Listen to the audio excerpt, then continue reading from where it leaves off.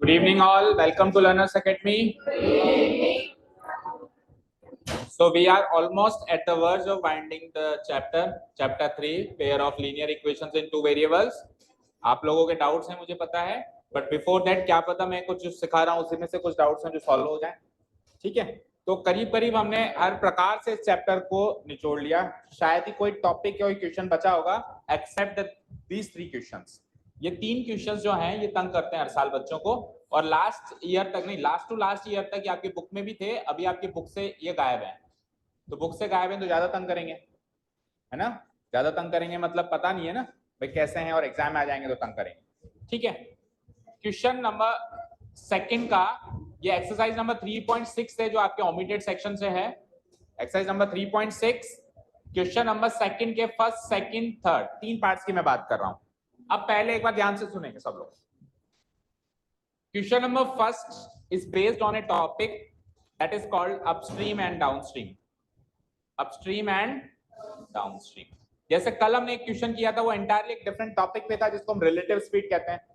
Relative speed का linear equations के साथ कॉम्बिनेशन करके एक क्वेश्चन क्रिएट किया गया था। तो यहाँ पे upstream and downstream speed, upstream and downstream speed वाले टॉपिक को पहले सिखाएंगे एंड देन उसका फिर लीनियर इक्वेशन से एक संबंध स्थापित करके इक्वेशंस बना के क्वेश्चन को सॉल्व करेंगे। ठीक है, सो ये एंटायरली डिफरेंट टॉपिक है जो अभी अपन स्टार्टिंग इसी से करने वाले हैं। कोई ऑनलाइन ही आज? ठीक है, ओके।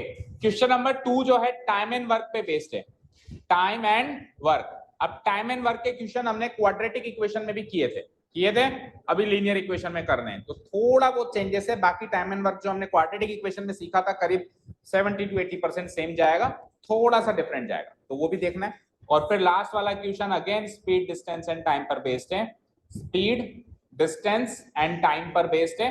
पर ये वाला question speed distance and time का बाकी सारे क्वेश्चंस का से अच्छा क्वेश्चन है, मतलब बाकी सारे क्वेश्चंस से कॉम्प्लेक्सिटी इसमें थोड़ी सी ज्यादा है। यानी स्पीड डिस्टेंस टाइम का अगर आप इस लेवल का क्वेश्चन सॉल्व कर देते हो तो पीछे जो भी किए सब इससे नीचे लेवल के हैं। ओके, सो कुल मिला के हम कोई 3 क्वेश्चंस कर लेंगे अगर हम, तो फिर माना जाएगा कि हाँ अब चैप्टर से कुछ नहीं बचा। अब चैप्टर से करीब करीब हमने सब कुछ, हर एक टॉपिक, हर एक क्वेश्चन, हर एक डिफिकल्टी लेवल का क्वेश्चन हमने सॉल्व कर दिया। उसके बाद फिर आप आपके डाउट्स पूछ सकते हैं अगर कुछ रह जाते हैं तो। ओके, स्टार्ट करें। So the very first topic we will start with what? Upstream and downstream speeds क्या होती हैं, पहले इनके बारे में सीखते हैं। तो सुना है ये वर्ड कभी आपने, अपस्ट्रीम एंड डाउनस्ट्रीम स्पीड? कहां सुना, किसमें सुना? इनवर्स, रिवर में। ओके, रिवर में गए थे, सुनने के लिए गए थे खास इसको? ओके, तो किसने सुनाया? गाइड ने सुनाया कि अभी हम अपस्ट्रीम जा रहे हैं या डाउनस्ट्रीम जा रहे हैं? देखो, हम कोई भी जर्नी तय करते हैं जब, तो हमारी जर्नी या तो अपस्ट्रीम होती है या डाउनस्ट्रीम होती है जनरली। अब मीनिंग पता हो कि अपस्ट्रीम जर्नी क्या होती है और डाउनस्ट्रीम जर्नी क्या होती है। देखो, रिलेशन तो स्पीड डिस्टेंस टाइम से ही है, लेकिन जर्नी जो चल रही है वो अपस्ट्रीम या डाउनस्ट्रीम हो सकती है। वो कैसे? तो देखो एक बार, अगर मेरे पास कुछ नोट्स है, अदरवाइज फिर मैं लिखवा देता हूँ, अगर है तो देख लेते हैं, नहीं तो कोई बात नहीं है। लेट्स सी, क्रॉस मल्टीप्लिकेशन तो कट चुका है, ये हमने कर ही लिया। ठीक है।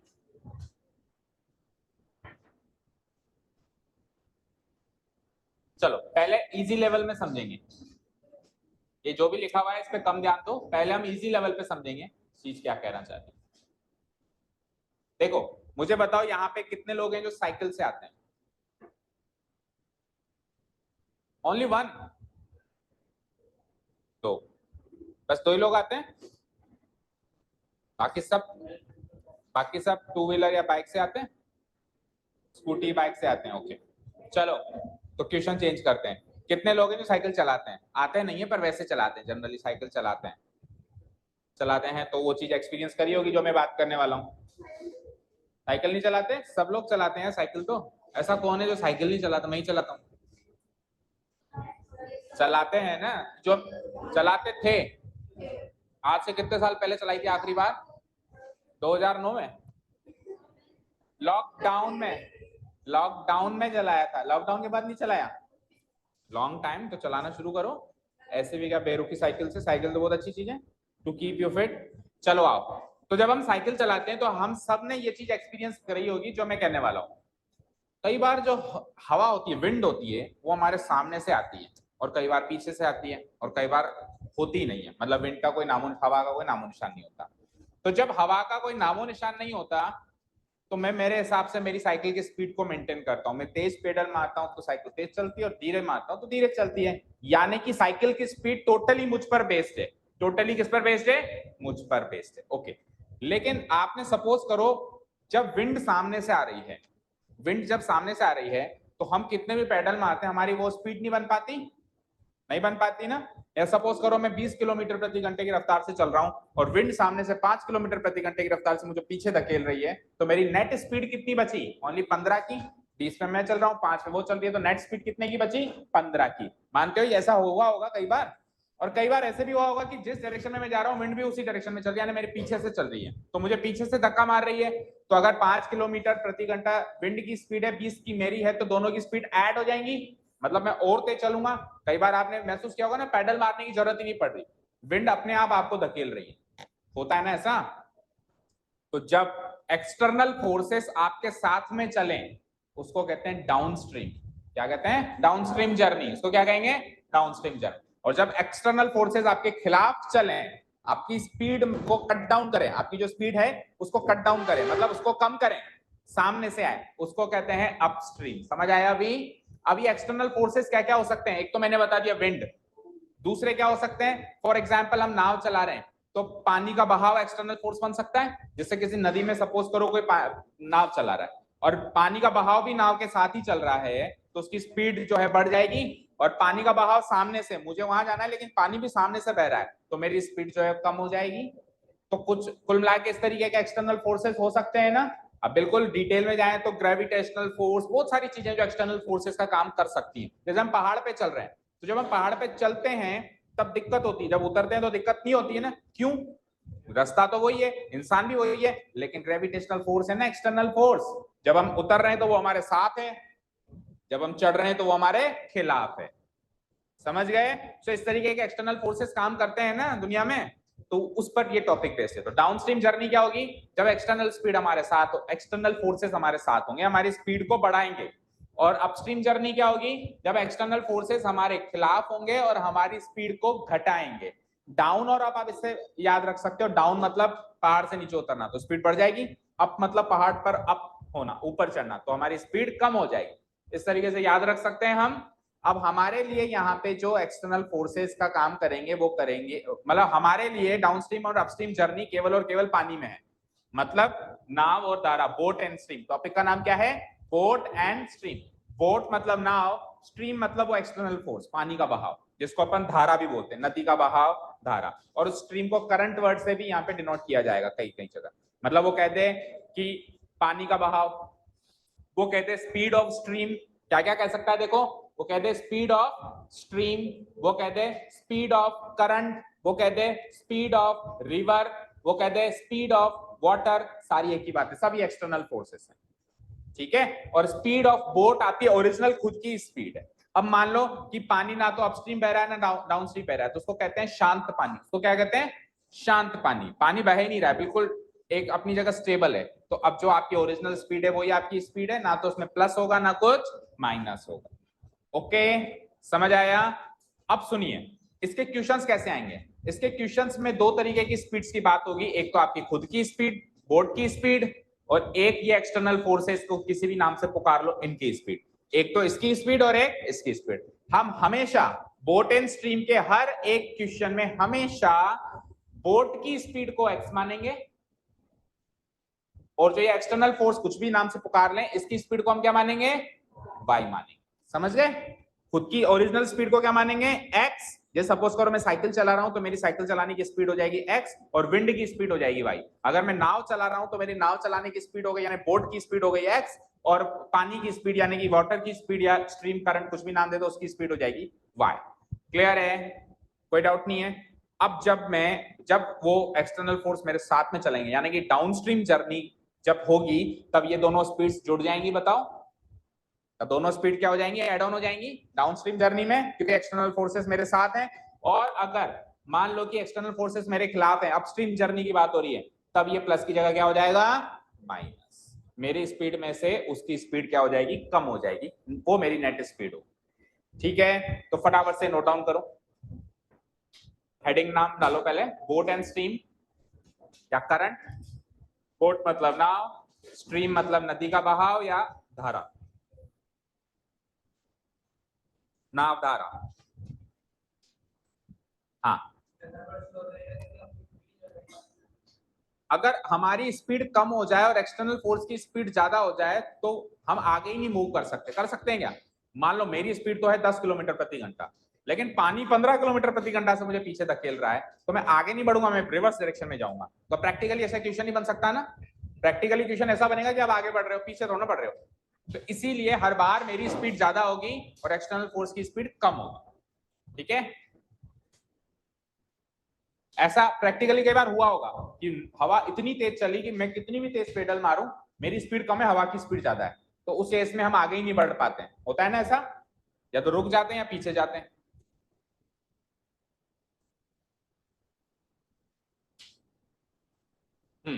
इन these type of questions, read out करते हैं एक बार। In these type of questions the speed of the boat, देखो क्या कहा मैंने, बोट की स्पीड को क्या अज्यूम किया जाएगा हर हाल में, x kilometre per our.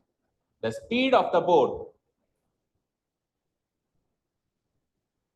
is assumed as x kmph, is assumed as x kmph, and the speed of the stream, stream कह दो, वाटर कह दो, रिवर कह दो, करंट कह दो, सब एक ही है ना।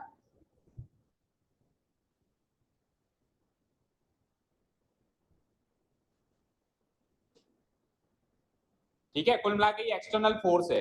Speed of stream, speed of water, speed of river या स्पीड ऑफ करंट, इसको क्या माना जाता है, y किलोमीटर पर आर। क्या माना जाता है, y kmph। फाइन।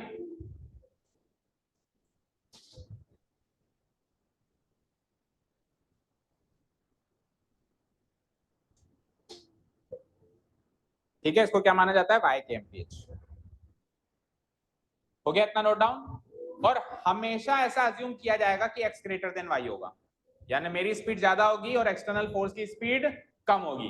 क्योंकि अगर उसकी ज्यादा हो गई और मेरी कम हो गई तो जब तक वो साथ है तब तक तो ठीक है, लेकिन जब वो खिलाफ हो गया तब मैं आगे नहीं बढ़ पाऊंगा। इसलिए हर हाल में क्या माना जाएगा, x ग्रेटर देन y।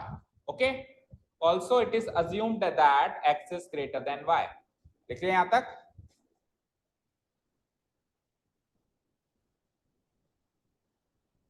हो गया नोट डाउन। चले नेक्स्ट। अब जब मैं डाउनस्ट्रीम चलूंगा, अब डाउनस्ट्रीम का मतलब क्या हो गया, पहले मीनिंग समझो। धारा के साथ दिशा में चलना, जिस दिशा में धारा चल रही है, यानी धारा मतलब पानी का बहाव, जिस दिशा में पानी का बहाव बह रहा है उसी दिशा में मैं चल रहा हूं, दोनों एक ही दिशा में चल रहे हैं, तो उस जर्नी को हम डाउनस्ट्रीम कहेंगे। बोलो, दोनों एक ही दिशा में जाएंगे तो उस जर्नी को हम क्या कहेंगे, डाउनस्ट्रीम। और ऐसे केस में उस स्पीड को निकालने का फॉर्मूला क्या बन गया, दोनों की स्पीड ऐड ऑन कर दो, x plus y kilometre per hour. समझ आया। और अपस्ट्रीम स्पीड क्या होगी, अपस्ट्रीम मतलब धारा के विपरीत दिशा में, मतलब पानी का बहाव जिस दिशा में मैं है, जैसे पानी का बहाव अगर इस दिशा में तो मैं इस दिशा में हूं, और पानी का बहाव अगर इस दिशा में तो मैं इस दिशा में, कुल मिला के दोनों अपोजिट डायरेक्शन में है। तो उस केस में हम क्या कर देंगे, x minus y kilometre per our.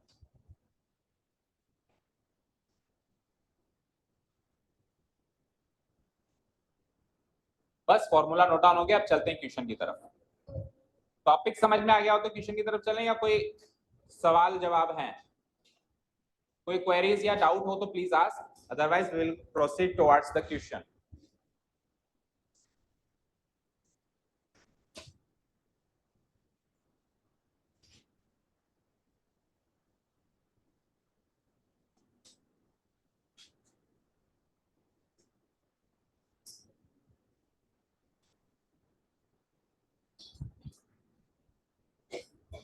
हो गया ये? अरे जल्दी करो यार, 4 लाइनें लिखने में इतना टाइम। डाउनस्ट्रीम स्पीड का मतलब क्या है बताओ, what is the meaning of downstream speed, धारा के साथ चलना। और फॉर्मूला क्या है, x प्लस वाई, साथ में चलेंगे तो दोनों की स्पीड ऐड ऑन हो जाएंगी। और अपस्ट्रीम का मतलब क्या, अपस्ट्रीम जर्नी का मतलब क्या है, दोनों के धारा के विपरीत चलना, मतलब एक्सटर्नल फोर्स के खिलाफ चलना। उस केस में क्या होगा, x minus y kilometre per hour मेरी नेट स्पीड होगी। समझ आया? अच्छा क्यों होगी ये भी समझ में आ गया ना। साथ में जाएंगे तो उसकी स्पीड एड ऑन हो जाएंगी इसलिए सम होगा, और विपरीत जाएंगे तो उसकी स्पीड माइनस हो जाएगी इसलिए डिफरेंस होगा। ठीक है, किसी चीज को रटना नहीं है, समझ में आना चाहिए कि एक्स प्लस वाई वहां क्यों हुआ और एक्स माइनस वाई यहाँ पे क्यों हुआ। चलिए हम आगे बोलो। चलिए सो आ जाइए क्वेश्चन पे, let's come to the question. Question क्या कहता है उसको रीड आउट करते हैं। ऋतु कैन रो, रो का मतलब होता है नाव चलाना। मतलब आपने दो तरीके की बोट्स देखी होगी, एक तो होती है मोटर बोट और एक होती है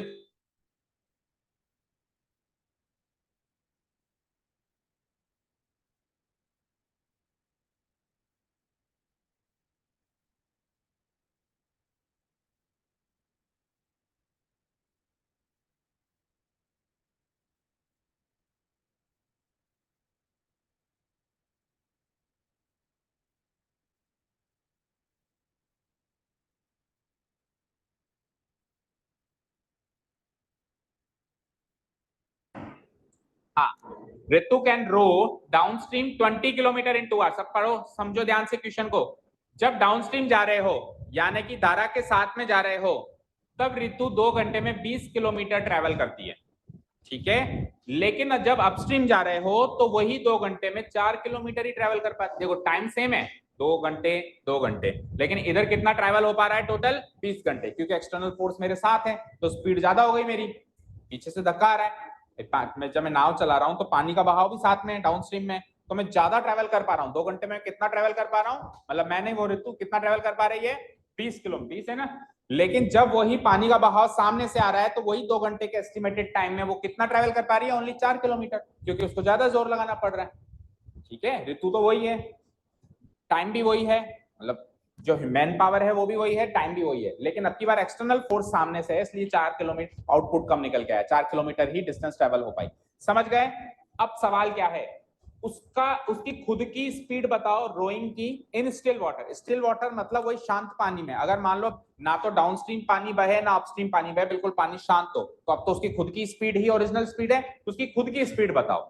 जब भी आपसे पूछे ना स्टिल वाटर में स्पीड बताओ, तो स्टिल वाटर में स्पीड का मतलब है उसकी खुद की ओरिजिनल स्पीड, उसकी खुद की ओरिजिनल स्पीड, तो उसकी खुद की ओरिजिनल स्पीड बताओ और करंट की स्पीड बताओ, यानी कि पानी का बहाव किस बहाव से किस स्पीड से बह रहा है, यानी रिवर की स्पीड बताओ। रिवर करंट स्ट्रीम सब एक ही बात है, उसकी स्पीड बताओ, यानी पानी की स्पीड बताओ और उसकी खुद की स्पीड बताओ। तो मैंने क्या कहा था, जो पूछे उसको एक्स एंड वाई, तो खुद की स्पीड को मान लेंगे एक्स, अभी लिखवाया ना, बोट की स्पीड को हम क्या मान लेंगे एक्स, और करंट की स्पीड को हम क्या मान लेंगे y।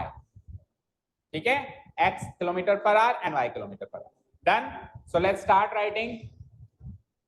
let Ritu's speed, let Ritu's speed of rowing in still water। देखो अगर मैं कहूं ऋतु की स्पीड, तो ऑब्वियसली वो शांत पानी में स्पीड है, तो इन स्टिल वाटर कहें या ना कहें, बाय डिफॉल्ट वो अंडरस्टूड है, बट अच्छा होगा अगर उसने यूज किया तो मैंने भी यूज कर दिया। ठीक है, सो ऋतु की खुद की स्पीड क्या मान लेंगे x kilometre per our, and दूसरी चीज क्या पूछी है speed of the current, and the speed of the current b, speed of the current b what y kmph, that means y kilometre per hour. तो ये assumption से start करेंगे। Boat and stream का कोई भी क्वेश्चन होगा यही दो assumptions होंगे, खुद की स्पीड को x एंड एक्सटर्नल फोर्स जो भी है उसकी स्पीड को y।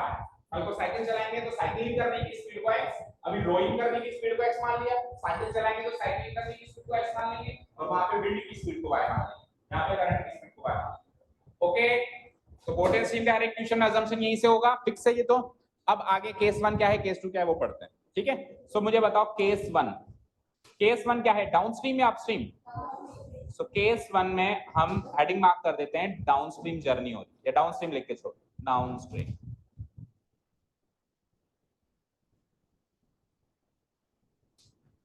सो डाउनस्ट्रीम में कितनी डिस्टेंस ट्रेवल हुई बताओ 20 किलोमीटर, तो मैं लिख दूं distance travel 20 kilometre, distance travelled equal to how much distance is travel downstream 20 kilometre. Book में गिवन है भाई, मैं तो नहीं कह रहा हूं, ठीक है। उसके बाद टाइम कितना लगा, बुक में गिवन है। अच्छा एक मिनट रुको, टाइम टेकन फाइनल स्टेप में लिखेंगे। हम हमेशा डिस्टेंस स्पीड की मदद से टाइम निकालते हैं, तो एक ही पैटर्न फॉलो करते हैं ताकि स्पीड डिस्टेंस टाइम के सारे क्वेश्चन का एक ही पैटर्न याद करें, नहीं तो फिर हमारा कंफ्यूजन हो जाएगा। जितने भी हमने क्वेश्चंस किए हैं उसमें डिस्टेंस स्पीड की मदद से टाइम निकाला है और लास्ट में कंपैरिजन टाइम का किया है। तो टाइम टेकन मत लिखो, टाइम टेकन हम निकालेंगे और दिए हुए टाइम टेकन से इक्वेट करेंगे लास्ट में। तो अभी पहले स्पीड लिखते हैं। तो मुझे बताओ जो डाउनस्ट्रीम स्पीड होती है वो क्या होती है, बताओ। अभी अभी बताया था डाउनस्ट्रीम स्पीड क्या होती है, दोनों का जोड़, यानी कि x plus y kilometre per hour. अब मुझे बताओ टाइम टेकन कितना आएगा। तो टाइम का फॉर्मूला क्या होता है, distance divided by speed, yes और नो। टाइम टेकन हो जाएगा डिस्टेंस डिवाइडेड बाय स्पीड। तो टेल मी डिस्टेंस कितनी है 20 और स्पीड क्या है, स्पीड मतलब ये नेट स्पीड, ना उसकी खुद की स्पीड ना करंट की स्पीड। डाउनस्ट्रीम में जो नेट स्पीड मिली, नेट स्पीड क्या मिली, इधर आप नेट भी लिख दो, net speed, this is net speed. Speed तो फिर कंफ्यूजन हो जाएगा ना कौन सी वाली स्पीड है ये, तो ये नेट स्पीड है। डाउनस्ट्रीम जब मैं जाऊंगा तो फाइनल स्पीड क्या मिली मुझे, खुद की स्पीड में करंट की स्पीड ऐड करके फाइनल स्पीड यही मिली। सो मैं क्या कर दूंगा, डिस्टेंस डिवाइडेड बाय स्पीड, यानी कि 20 divided by what, x plus y. तो इतने घंटे लगेंगे बताओ मुझे, दिस मच ऑफ आवर्स। और बुक में क्या गिवन है, अच्छा एक मिनट। सो बुक में ये टाइम कितना गिवन है, टेल मी 2 आवर्स। बुक में टाइम कितना गिवन है 2 आवर्स। तो 2 आवर्स लिख के और सामने डाल दो गिवन, सामने डाल दो गिवन। तो इक्वेशन बन गई क्या, बताओ बोलो। हमारे हिसाब से डाउनस्ट्रीम टाइम कितना निकला 20 डिवाइडेड बाय, और उनके हिसाब से कितना है 2 आवर्स। 2 को मैं 2/1 लिख सकता हूं और 2 को 20 से न्यूमरेटर उड़ा दें, 2 1 जा 2, 2 10 जा 20। सो इक्वेशन बन गई, x प्लस वाई को 1 से मल्टीप्लाई करा तो x प्लस वाई, और 10 को भी 1 से मल्टीप्लाई करा तो 10। This is my final equation. पहली इक्वेशन फ्रेम हो गई, बताओ। This is my equation 1। Can you frame equation number 2 from case 2? चलो ट्राई करो, मैं 1 मिनट में बता देता हूं। टाइम वही है 2 घंटे, टाइम तो वही है 2 घंटे, लेकिन डिस्टेंस 4 किलोमीटर ही ले गई अब अपस्ट्रीम, ठीक है। बस और कोई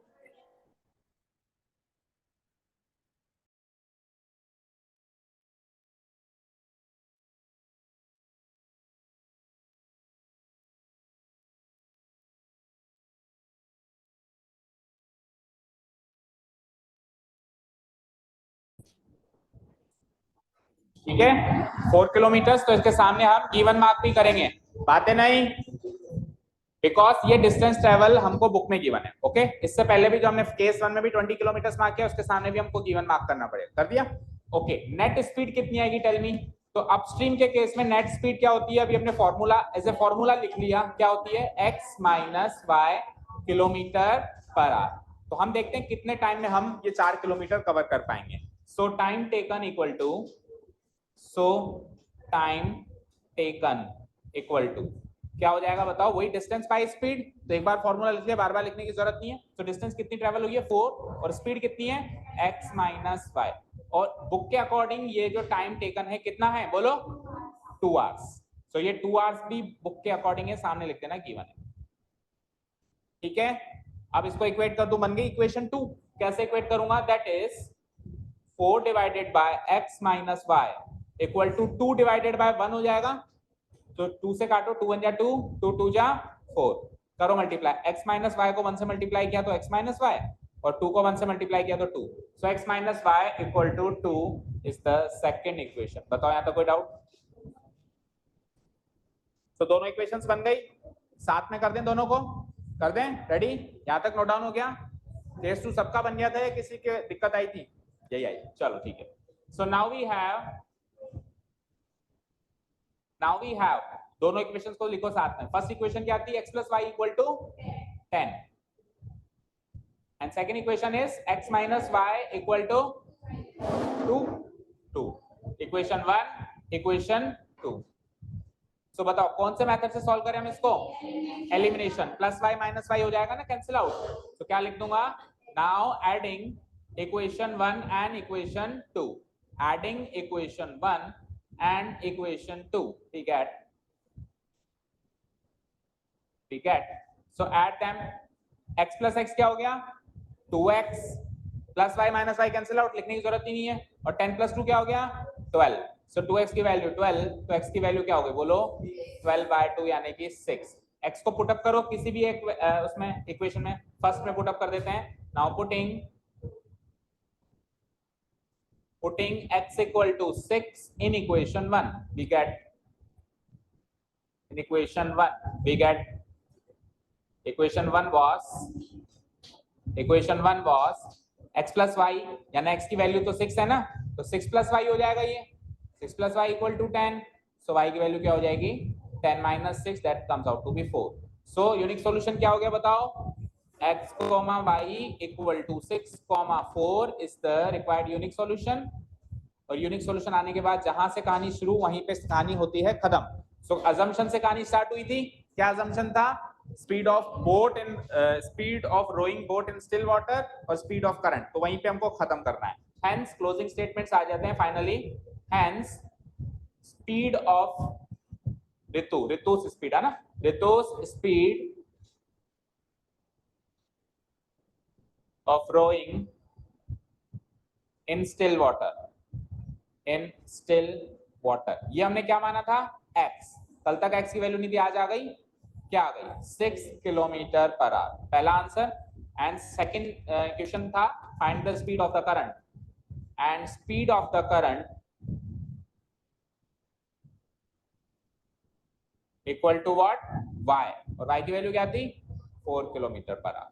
सो ये फाइनल आंसर्स क्लियर हो गए। अब फटाफट से जस्टिफाई करके देख लेते हैं कि जस्टिफाई कर पाते हैं कि नहीं कर पाते। कर दूं डिलीट?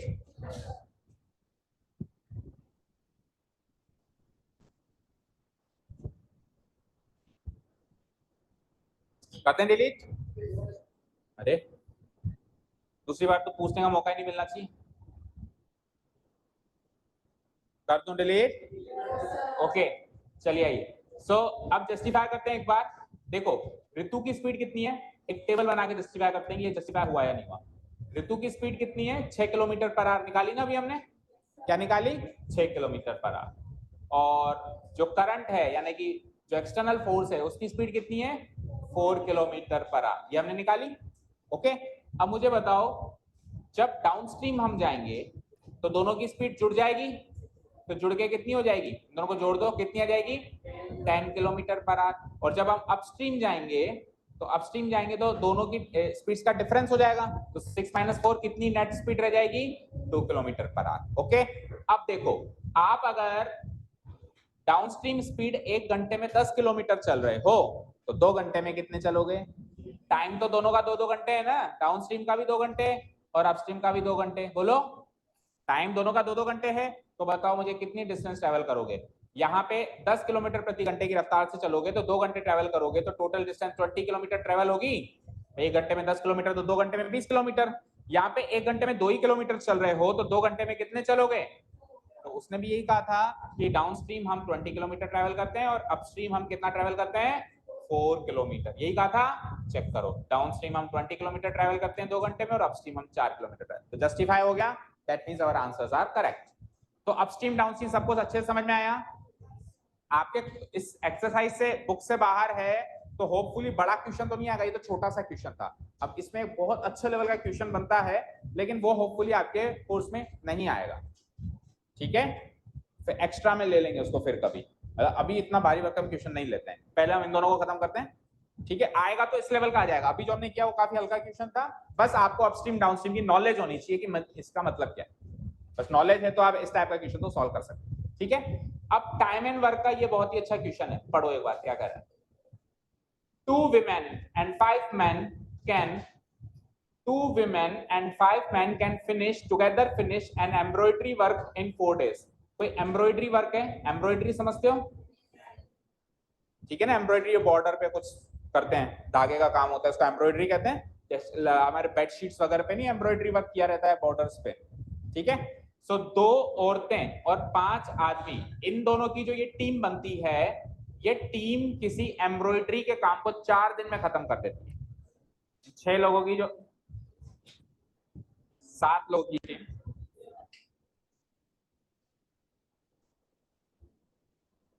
फैंस करना है करो, फैंस ऑफ करो।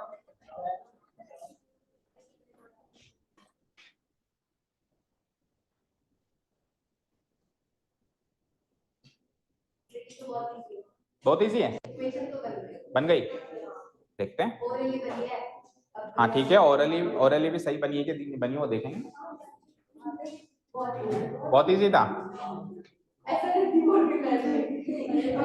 ओके लेट्स सी कितना इजी था।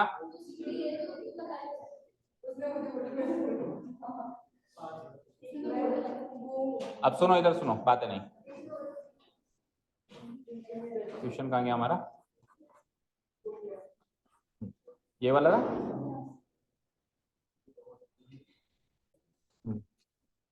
देखो आपने ऐसे बनाया होगा 2x + 5y = 4, ऐसे बनाया क्या, बिल्कुल वही याद। टाइम को हम कभी डायरेक्टली ऐड कर सकते हैं, टाइम एंड वर्क हमने क्वेश्चन किया है अभी पहले ऑलरेडी, तो क्या हम टाइम को डायरेक्टली ऐड या सब्ट्रैक्ट या इक्वेट कर सकते हैं क्या, ना, टाइम को वर्क में चेंज करना पड़ता है। तो अगर इतना ही आसान होता कि 2x + 5y, तो फिर ये इस कैटेगरी में नहीं रखा हुआ होता सबसे लास्ट में चैप्टर के, ये बहुत पहले आ गया था क्वेश्चन। चलो अब ध्यान से पढ़ो, फिर से आ जाओ। 2 women and 5 men की जो टीम, यानी 7 लोगों की जो टीम है, वो इस कार्य को 4 दिन में करती है। मतलब कोई कार्य मिल गया उनको, कोई एम्ब्रॉयडरी का काम मिल गया कि काम आपको फिनिश करना है, तो उनसे पूछा गया भाई आपकी टीम में कितने दिन में होगा, उन्होंने कहा 4 दिन में हो जाएगा। फिर दूसरी टीम से भी पूछा गया, दूसरी टीम में कौन कौन लोग हैं, 3 विमेन हैं और 6 मैन हैं, यानी कि 3 और 6 9 लोगों की ये टीम है, 3 विमेन एंड 6 मैन। तो ये लोग अब थोड़े से ज्यादा भी हैं, तो ऑब्वियसली थोड़ा सा कम टाइम लेंगे, 3 दिन में ये काम करते हैं। वो लोग 4 दिन लेते हैं, वो टीम ए है, ये टीम बी है, ऐसे मानो। ओके, अब आप हमको ये बताएं, find the time taken by 1 women alone to finish the work. केवल एक ही औरत को काम पे लगाएं, केवल एक ही औरत को काम पे लगाएं, तो वो काम कितने दिन में होगा वो पता लगाओ। और दूसरा, अगर केवल एक आदमी को काम पे लगाएं तो वो काम कब खत्म होगा वो पता लगाओ। ठीक है, कोई टीम नहीं बनानी, मैंने केवल एक वुमेन को लगा दिया मैंने काम में, तो वो कितने दिन में इस ये एम्ब्रॉयडरी वर्क पूरा का पूरा अकेली वो काम करेगी, कितने दिन में कर पाएगी वो पता लगाओ। और फिर दूसरे केस में मैंने केवल और केवल एक मैन को लगा दिया, सारा काम आपको ही करना है, तो आप कितने दिन में खत्म करोगे वो मुझे पता करना। तो जो पूछता है उसी को एक्स एंड वाई मानते हैं, तो मैं क्या मानूंगा, time taken bye, let's start writing, इसको ऑन द गो करते हैं, करते करते समझ आ जाएगा, क्योंकि टाइम एंड वर्क का हम इक्वेशन ऑलरेडी करके आए। Late the time taken bye, क्या पूछा है उसने, 1 women alone, 1 women alone. Women का प्लूरल क्या होता है, उसको प्रोनाउंस कैसे करते हैं, विमेन, नॉट वो, ये वुमेन होता है, वो विमेन होता है, ऊ की जगह ई की मात्रा आ जाती है, women. Okay, let the time taken by 1 women alone to finish the work, to finish the work be x days, days में चल रहा है ना सब, अगर मंथ्स में चल रहा हो तो x मंथ्स मान लो, ईयर्स में चल रहा है तो x ईयर्स मान लो, अभी डेज में चल रहा है तो x days and the time taken by 1 man alone. अब मैन की फुल फॉर्म क्या, प्लूरल फॉर्म क्या होती है, एमिनी, enemy, to finish the work, नहीं स्पेलिंग तो MEN होती है, लेकिन प्रोनाउंस कैसे करते हैं? मैन। एक होता है मैन, एक होता है मैन, ठीक है। सो बी व्हाट? वाइड इज, ठीक है। तो ये अजम्पशन हो गया। अब केस 1 स्टार्ट करें। सो केस 1 में जो टीम है उसमें कितने आदमी हैं, कितनी औरतें हैं, बताओ? 2 वुमेन है, 2 विमेन है और 5 मैन है। सो इसके सामने मैं लिख देता हूं 2 विमेन एंड 5 मैन। अब आगे बढ़ने से पहले कुछ सवाल जवाब। हाँ, तो पहला सवाल अवधि से। अवधि मुझे बताओ, अगर आप किसी काम को 10 दिन में करते हो, सोच के बताना, बाकी सब भी सुनना। अगर आप किसी काम को 10 दिन में करते हो तो आप जैसी 2 अवधियां मिलके उस काम को कितने दिन में करेंगी? बोल दो 20 दिन। बोलो 20 में करेंगे, कितने दिन में करेंगे भाई? एक अवधि 10 दिन में तो 2 अवधि 20 दिन में, सही है ना? 3 अवधि 20 दिन में, बोलो 5 दिन में। तो अगर वर्कफोर्स बढ़ गई, मैन पावर बढ़ गई, तो टाइम क्या हो जाता है? कम हो जाता है, ठीक है। अब हमारे पास यहाँ पे कितनी औरतें हैं? 2 वुमेन है। तो ऐसे मत कह देना कि एक वुमेन एक्स डेज में करती है तो 2 वुमेन 2 एक्स डेज में करेगी, ऐसा बिल्कुल नहीं करना। ऐसा नहीं करना है ना?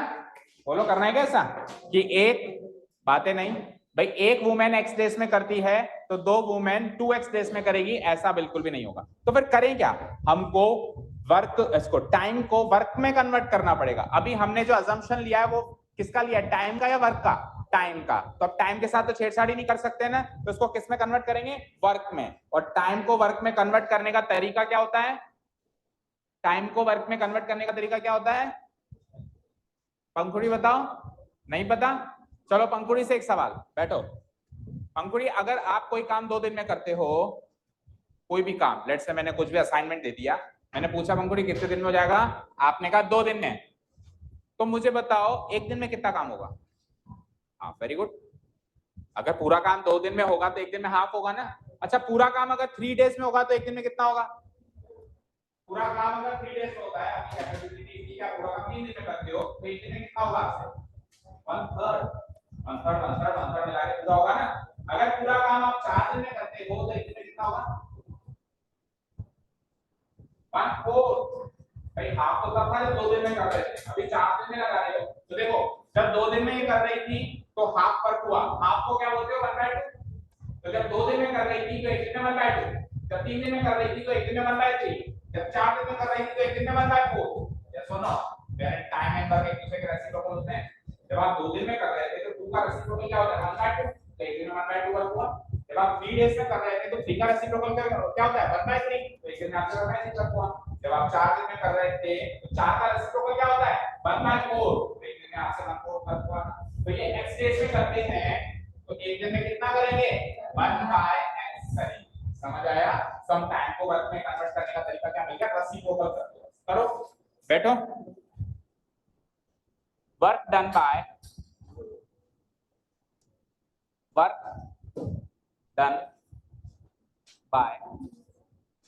one woman, work done by one woman alone in one day equal to क्या हो जाएगा? 1/x एंड फिर मैन का भी निकालो। Work done by one man alone in one day, वो क्या हो जाएगा? 1/y। यहां तो कोई डाउट? तो हम अब वर्क से और हम अब टाइम से वर्क पे आ चुके हैं। हम अब टाइम से कहां आ चुके हैं? और वर्क को डायरेक्टली ऐड या सब्ट्रैक्ट किया जा सकता है। पता है कैसे?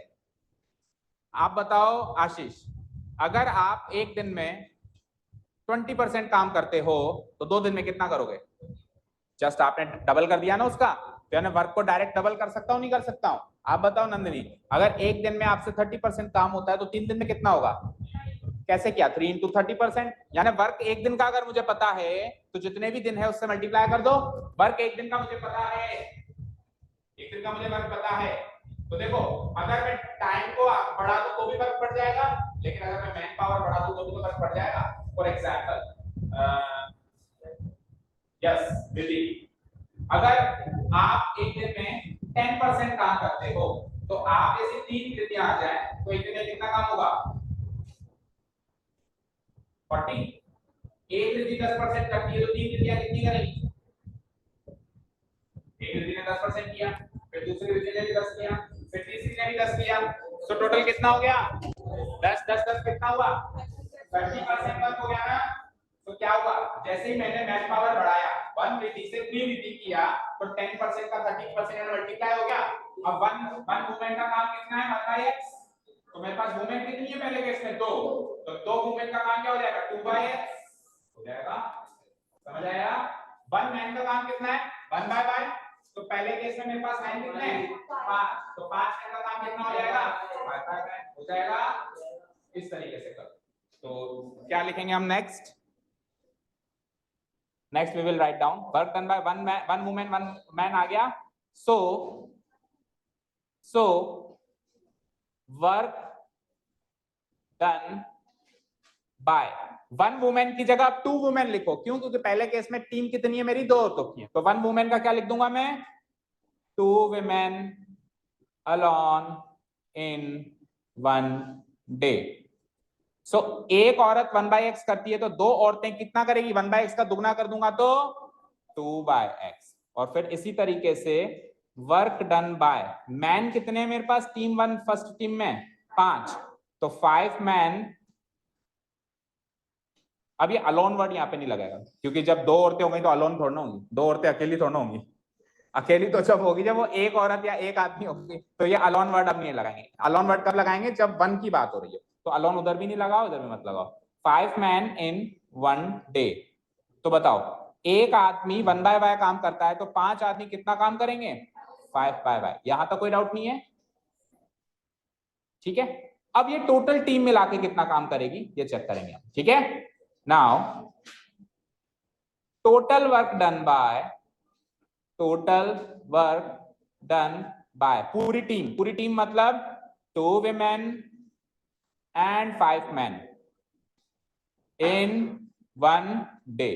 सो दोनों के काम को ऐड कर सकते हैं ना। देखो, वर्क को हम डायरेक्टली मल्टीप्लाई भी कर सकते हैं, ऐड भी कर सकते हैं। तो 2 औरतों ने कितना काम किया? 2/x। मान लो 2 औरतों ने 20% काम किया और 3 आदमियों ने 70% काम किया, तो दोनों का मिला के 20 and 70 90% काम होगा ना। ऐड कर सकते हैं ना दोनों के काम को। सो इधर 2 औरतों ने 2/x काम किया था प्लस, और 5 आदमियों ने कितना काम किया था? 5/y काम किया। तो ये टोटल वर्क हो गया मेरा एक दिन का टीम ए के द्वारा। समझ आया? यहां तो कोई डाउट नहीं है? ओके। अब बुक के अकॉर्डिंग ये टोटल वर्क कितना गिवन है चेक करो। कोई चेक करके बता सकता है? वो तो वर्क टाइम है, मैं वर्क पूछ रहा हूं। गिवन ही नहीं है, गिवन ही नहीं है। तो 6 डेज का रेसिप्रोकल करूंगा तो वर्क नहीं होगा क्या? भाई केस नंबर फर्स्ट में टेल मी टोटल टाइम कितना गिवन है? 4 डेज। तो टोटल वर्क एक दिन में कितना हुआ? 1/4। और हमारे हिसाब से टोटल वर्क कितना हो रहा है? ये चीज। तो इसको किससे इक्वेट कर देंगे हम? 1/4 से इक्वेट कर देंगे। लेकिन हम डायरेक्टली नहीं लिख सकते इक्वल टू 1/4। ठीक है, इतना लिख दिया हमने। अब अपन लिखेंगे now it is given that next page पे लिख रहा हूं मैं। Now it is given that total time taken by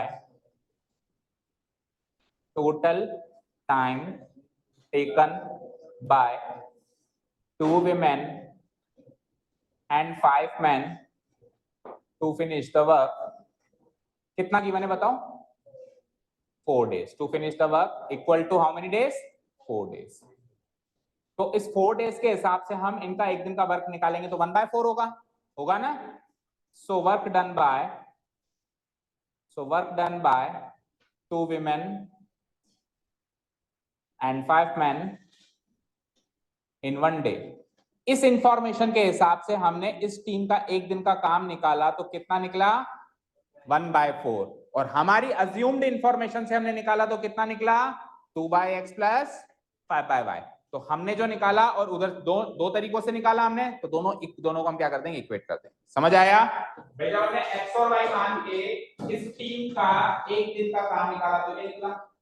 ठीक है। और फिर सेकंड इंफॉर्मेशन में जो उन्होंने इंफॉर्मेशन दे रखी थी 4 दिन वाली, उस 4 दिन के हिसाब से हमने जो काम निकाला वो क्या निकला, 1/4 निकला। तो जो हमने पहले निकाला और जो हमने बाद में निकाला, इन दोनों को इक्वेट करती बन जाएगी इक्वेशन नंबर 1 कर दो। दैट इज, बोलो पहले क्या निकाला हमने, 2/x प्लस फिर आगे 5/y इक्वल टू, और बाद में क्या निकला 1/4।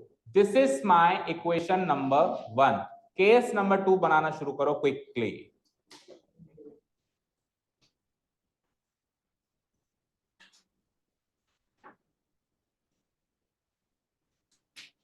पीछे का दिखाना पड़ेगा। अब सुनो, केस नंबर 2 में ये दोनों स्टेप्स तो मत लिखना। क्यों? क्योंकि work done by one women alone वही 1/x आना है, और work done by one man alone वही 1/y आना है, सेम ही आना है ना। तो केस 2 में आप यहां से स्टार्ट करो, क्योंकि चेंजेस तो टीम में चेंजेस तो यहां से हो रहे हैं ना। क्या है केस नंबर 2 में, क्या 3 चेंजेस है बताओ? 3 विमेन एंड 6 मैन। तो जैसे मैं केस 2 पे आऊंगा, केस 2 क्या है, 3 विमेन है और 6 मैन है, यही तो है। तो अब ये दोनों स्टेप तो लिखने की जरूरत नहीं है, क्योंकि एक बार लिख लिया और बार बार दोबारा करेंगे तो भी वही तो 1/x और 1/y तो आएगा। तो ये लिखने की जरूरत नहीं है, सीधे यहां लिखेंगे हम। वर्क डन बाय कितनी विमेन है बताओ? 3 विमेन। तो क्या आंसर आ जाएगा? 3/x। 3 विमेन का क्या आ जाएगा? 3/x। और मैन कितने हैं बताओ? 6। तो वर्क डन बाय 6 मैन क्या आ जाएगा? 6/y आ जाएगा। अब कंबाइंड वर्क निकालो दोनों का, 3 विमेन का और 6 मैन का कंबाइंड वर्क निकालेंगे तो क्या आ जाएगा? इन दोनों का टोटल कर दो, 3/x प्लस 6/y।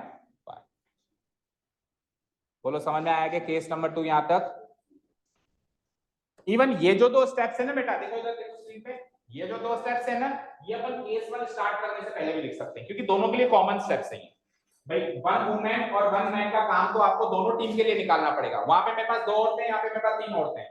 तो 2 औरतों का काम निकालने के लिए भी पहले एक औरत का काम निकालना पड़ेगा, 3 औरतों का काम निकालने के लिए पहले एक औरत का काम। तो 1 विमेन और 1 मैन का काम तो आपको दोनों केस के लिए निकालना ही पड़ेगा। तो हम एक काम कर सकते हैं, ये दोनों स्टेप्स अपन केस 1 स्टार्ट करने से पहले ही लिखते हैं, फिर केस 1 डायरेक्ट यहां से स्टार्ट हो जो उसके पास टीम, और केस 2 भी फिर वहीं से स्टार्ट। समझ गए क्या सारी बातें? Okay. Equal to 3/x plus 6/y हो गया ये।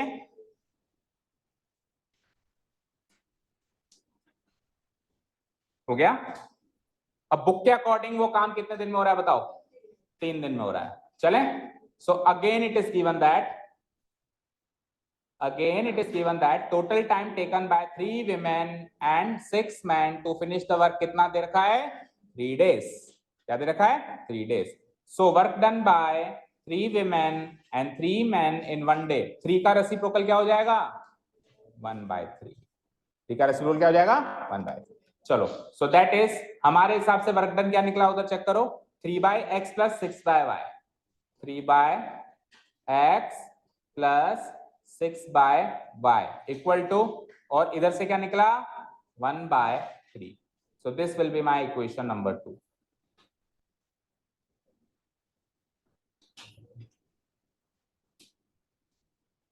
ठीक है। अब अवधि जो आप सोच रहे थे उसमें बस थोड़ा सा चेंजेस है। आप कह रहे थे कि 2x प्लस 5y कर दो। हाँ ठीक है, 2x प्लस 5y कर दो। आप क्या कह रहे थे? 2x प्लस 5y कर दो, जबकि 2x नहीं होगा, 2/x होगा, और 5/y होगा, और उधर भी 4 नहीं होगा, 1/, यानी तीनों का रेसिप्रोकल कर दो, 2 का, 5 का, 4 का। तो 2 के साथ डायरेक्ट x मल्टीप्लाई नहीं होगा, 2 के साथ 1/x मल्टीप्लाई होगा, 2/x, और 5 के साथ डायरेक्ट y मल्टीप्लाई नहीं होगा, 5 के साथ 1/y मल्टीप्लाई होगा, 5/y, और इक्वल टू भी डायरेक्ट 4 नहीं होगा, इक्वल टू क्या हो जाएगा? 1/4। सेकंड इक्वेशन में क्या होगा बताओ? 6/x प्लस 3/y, सॉरी अच्छा इधर से स्टार्ट करना था, sorry, 3/x plus 6/y equal to, total time कितना है? 3, तो टोटल वर्क कितना हो जाएगा? 1/3। तो ये 2 इक्वेशंस बन गई क्या? अब मुझे, हाँ होमवर्क तो ठीक है, आप मुझे बस ये बता दो, मैं दोनों इक्वेशंस लिख रहा हूं, होमवर्क कर लेना अवधि, बट मुझे बता दो करोगे कैसे, कौन से मेथड से करोगे? पहले तो बताओ, 2/x plus 5/y equal to 1/4, this is equation 1।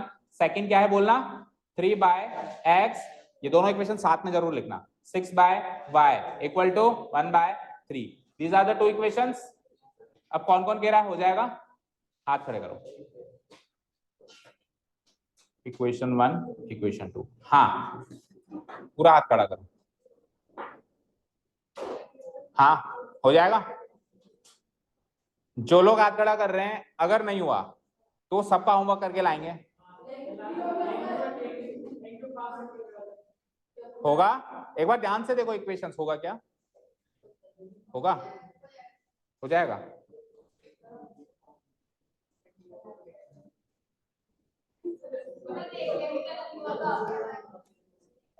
चलो ठीक है, ठीक है, ट्राई करके आना। ये दो इक्वेशन से सॉल्व करके एक्स और वाई की वैल्यू निकालनी, देखते हैं कितने लोग निकाल के आते हैं। ओके, देखेंगे। और कल जब ये हो चुका है हमारा, वो स्पीड डिस्टेंस वाला जल्दी हो जाएगा, तो कल अपनी अपनी डाउट्स ले आइएगा जितनी भी है इसको। नहीं है, उसी एक्सरसाइज का चल रहा ही है। अरे मैंने देख लिया बेटा। हाँ जी, क्या हुआ? कल अपनी अपनी डाउट्स ले आइएगा सब लोग, है ना?